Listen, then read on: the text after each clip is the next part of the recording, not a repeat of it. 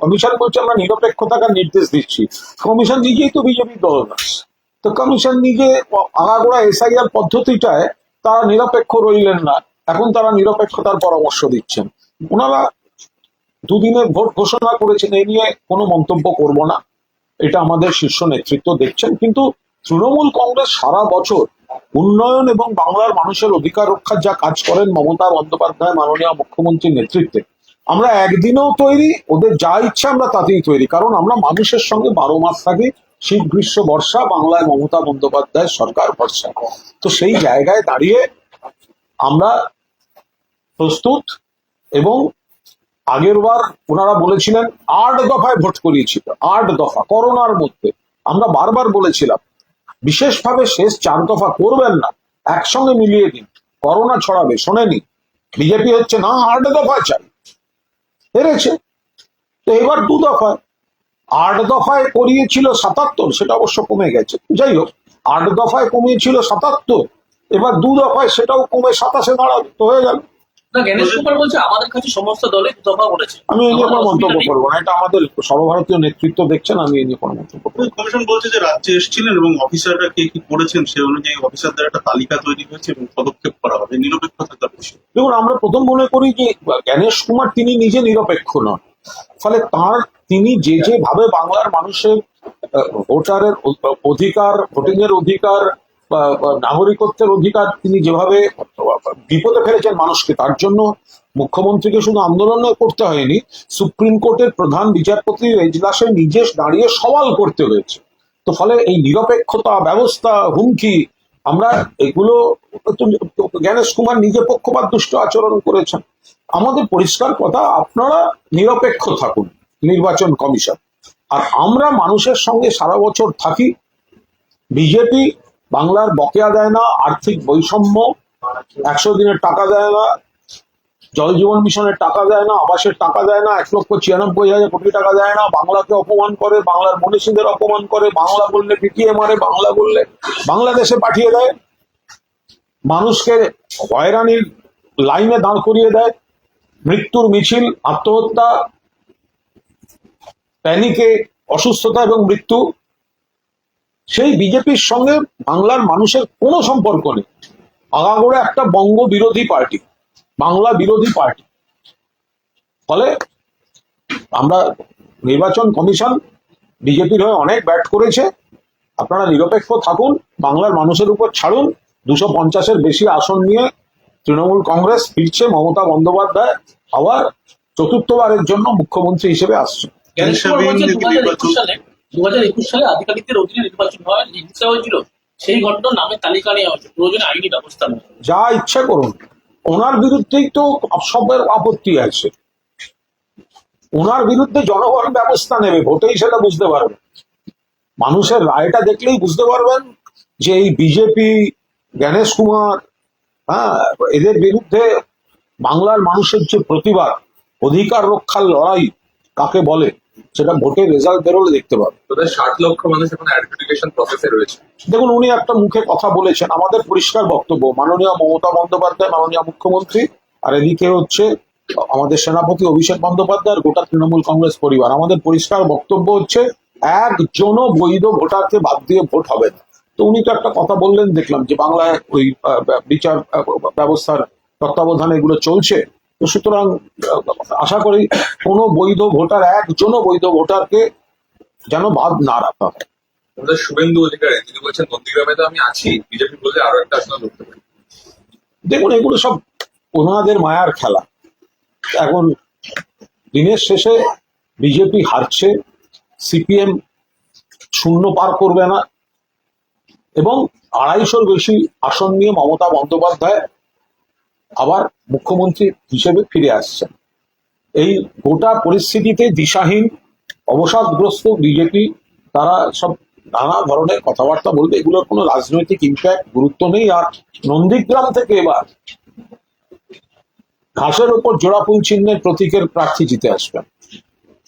শুভেন্দু অধিকারী আরো একটা বিষয় বলছেন, বলছে বহু দফায় ভোট হলে তৃণমূল বাহিনী যে এক জায়গা থেকে অন্য জায়গায় গিয়ে তালি মুছে ভোট দিতে পারে, কম দফায় ভোট হলে।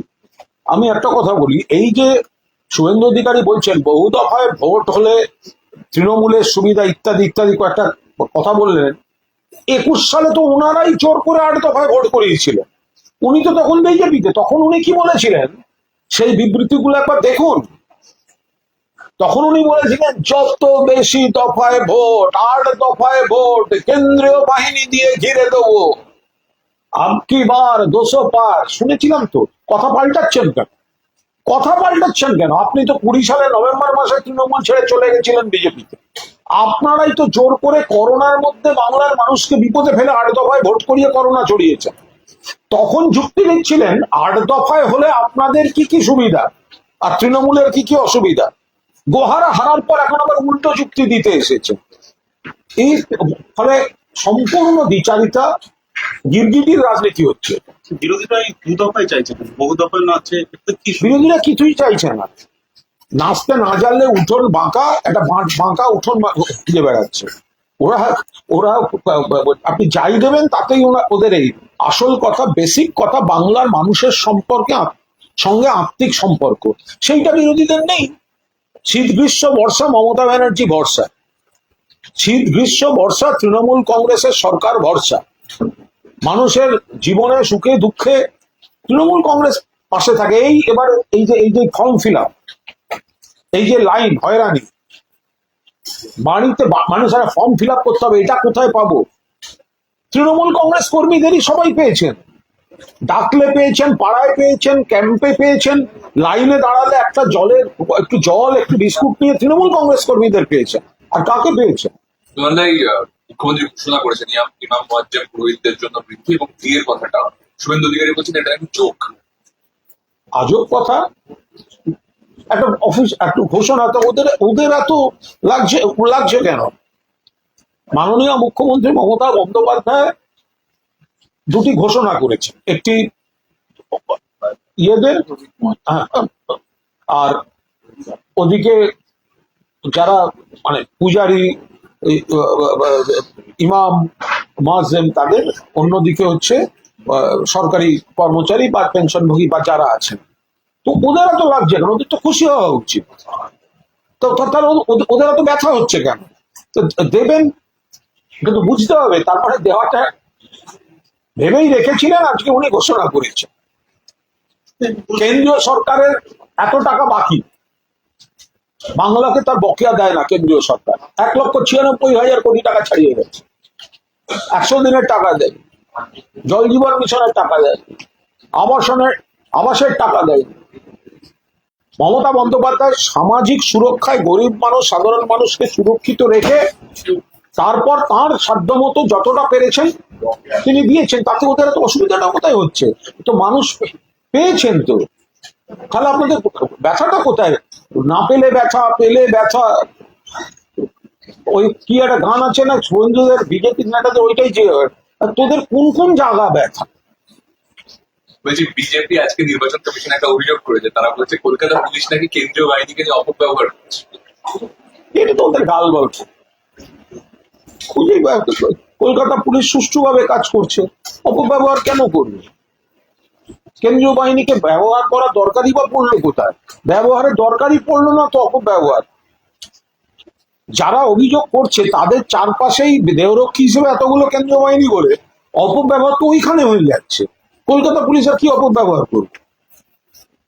বলছি কিছুক্ষণ আগে বিজেপি অভিযোগ করেছে যে শশী পাঁজার উপরে যে হামলা, আগের একটা ছবি সাজানো। শশী পাঁজার উপর হামলা, তাতে বিজেপি ভয়ঙ্কর ভাবে মুখোশ খুলে গেছে, পেঁচে পড়েছে।